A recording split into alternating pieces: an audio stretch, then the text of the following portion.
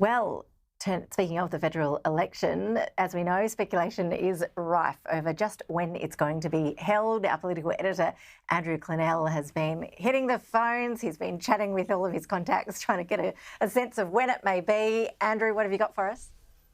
Well, Ash, I revealed last hour that a cabinet meeting's been called for Monday, and it's been called at the 11th hour, really, by Anthony Albanese. So that suggests that April 5 was on the table. Perhaps Sunday going to Yarralumla was, and perhaps is no longer.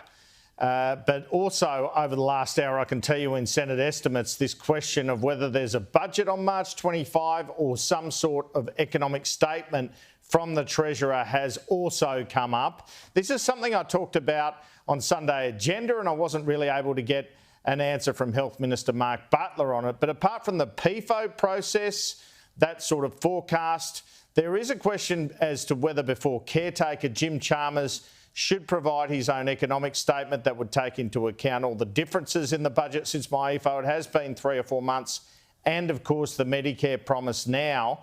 And I think it's just very interesting when the Secretary of Finance, Jenny Wilkins, is put on the spot here by Jane Hume, Shadow Finance Minister.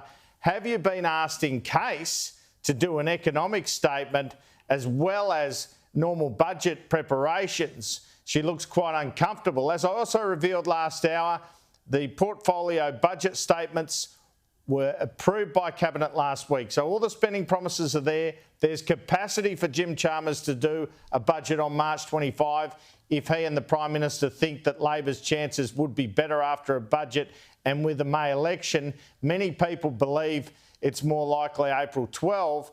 And in that circumstance, perhaps there has to be a preference on another document, if not the PFO, certainly the PFO, but also an economic statement by the Treasurer. Make of it what you will, this uncomfortable response from the Secretary of the Department of Finance.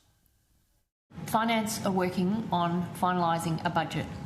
I can tell you, by signing off documents in the lunch break today, we are pushing up against some of those deadlines that we were just talking about. And, that is what Finance and myself as the Finance Minister are working towards. Secretary, have you been told to potentially prepare for a statement?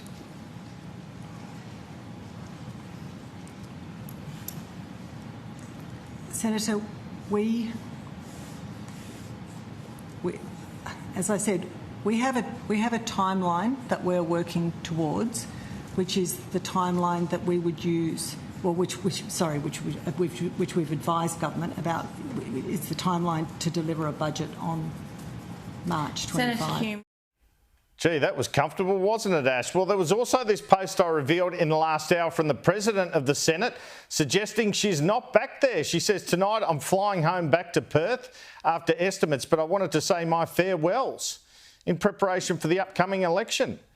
My first stop for goodbyes was Sean the Prawn in the marble foyer. Saying goodbye to Sean the Prawn, does that mean no budget? Well, in Sue Lyon's own eyes, it appears that way. But as she said later in a statement to us, the matter of the election call is one for the Prime Minister. I don't believe a final decision's been made, Ash, but most people expect it to be April 12 if the polling doesn't get worse. Otherwise, it may well be May. Yeah, look, those recent polls certainly giving the Prime Minister some more food for thought. Andrew Clennell, appreciate the update. Thank you.